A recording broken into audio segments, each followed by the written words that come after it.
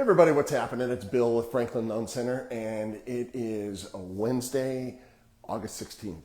And just wanting to look at, I mean, it's crazy. Like, I'm looking at our office and my own business and everything right now, and actually seeing, I guess, what I would consider to be a surprising amount of people buying investment property, right? And it just seems right now, I mean, I keep hearing everybody saying prices are overinflated, which I don't totally agree with. But certainly with where rates are and stuff like that, it would look like things are a little more difficult to make work. But the crazy thing is I see investors making it happen, right? And so, there's two things with investment properties, right? One is what's your cash on cash return? So are you achieving break even or positive cash flow, whatever it might be, against your, against the cash you have in the property?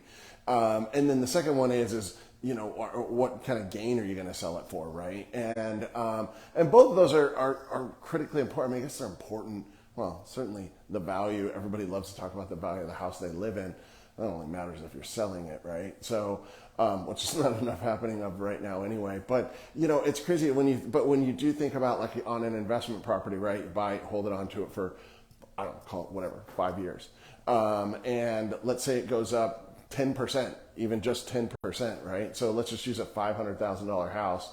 You put 20% down, and so you have 100,000 into it, and you buy, you sell it for a 10% gain.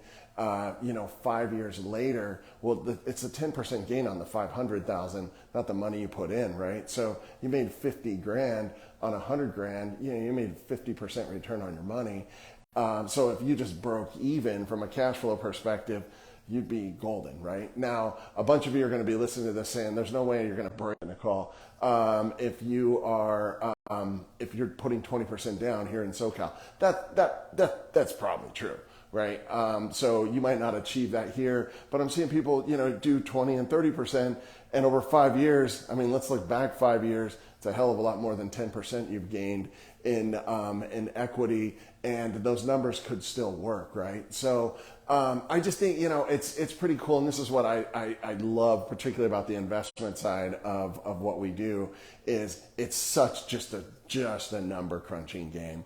And you can be super objective about the answers, or about your decisions, I should say. So, if you have any interest, anyone has any interest in investment properties, how to get in, how to analyze them, how to look at them, I'd love to. It might not surprise anybody that actually knows me that I've got a spreadsheet for that. Love to have you take a look at these, and we can flight any properties and just see what they look like. So that's it. Just don't forget about investment properties. It could be again, real estate, whether it's your primary residence or an investment property. It's created more wealth in the U.S. than any other asset class by a mile. That's it. I'm Bill. I'm with Franklin Loan Center, and I'll see you all next week.